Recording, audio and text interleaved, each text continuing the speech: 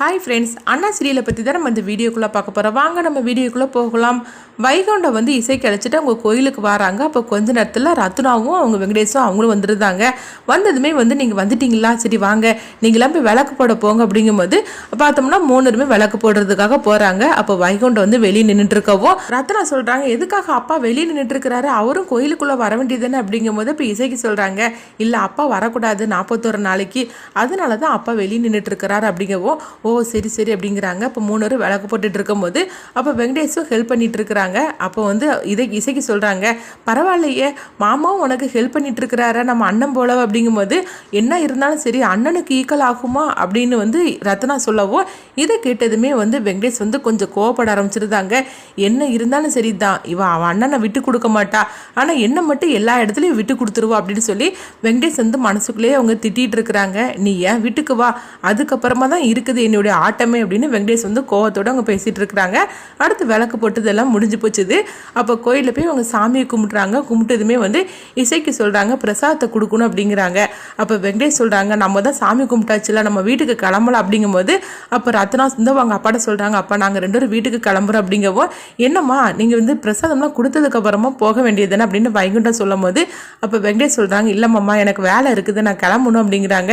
சரி மாப்பிள்ள நீங்கள் கிளம்புங்க அப்படிங்கும்போது அப்போ வெங்கடேஷ் வந்து ரத்னாவோட கையை பிடிச்சிட்டு போகிறாங்க.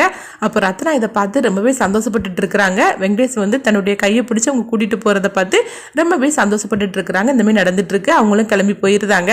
அடுத்து பார்த்தோம்னா பாண்டியம்மாவை தான் காட்டுறாங்க. பாண்டியம்மா வந்து அந்த ரவுடிங்கிட்ட சொல்கிறாங்க, டே இதுதான் நம்மளுக்கு நல்ல சந்தர்ப்பம், அங்கே யாருமே கிடையாது, இசைக்கு மட்டும்தான் இருக்கிறா, அவன் மட்டும்தான் பிரசாதத்தை கொடுத்துட்டு இருக்கிறா, இப்போ நீங்கள் கடத்தினீங்கன்னா நம்மளுக்கு யாருமே வந்து இடைஞ்சலாக இருக்க மாட்டாங்க, போங்க இதான் நல்ல சந்தர்ப்பம் அப்படிங்கவும் அந்த ரவுடிங்னு சரின்னு சொல்லிட்டு அங்கே போகிறாங்க. இங்கே வைகுண்டத்தை தான் காட்டுறாங்க. வைகுண்டம் வந்து 2-3 பேர் தெரிஞ்சவங்க வந்திருக்கிறாங்க. அவங்ககிட்ட நின்று பேசிட்டு இருக்கனால அவங்க வந்து இசைக்கு கவனிக்கவே இல்லை. இசைக்கும் எல்லாத்துக்கும் பிரசாதம் கொடுத்துட்டு இருக்கிறாங்க. அப்போ இந்த ரவுடிங்க வந்து பிரசாதம் வாங்குற மாதிரிக்கு வராங்க.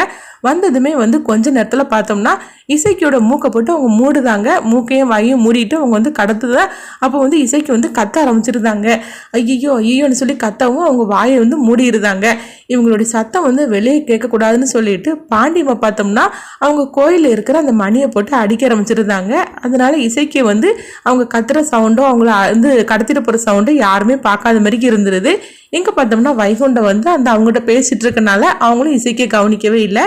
இசைக்கியை கடத்திட்டு அவங்க காருக்குள்ளே வச்சு அவங்க மூடிடுறாங்க. அப்போ அவங்க பார்த்தோம்னா பாண்டியம்மா வந்து அந்த ரவுடி கிட்ட வராங்க.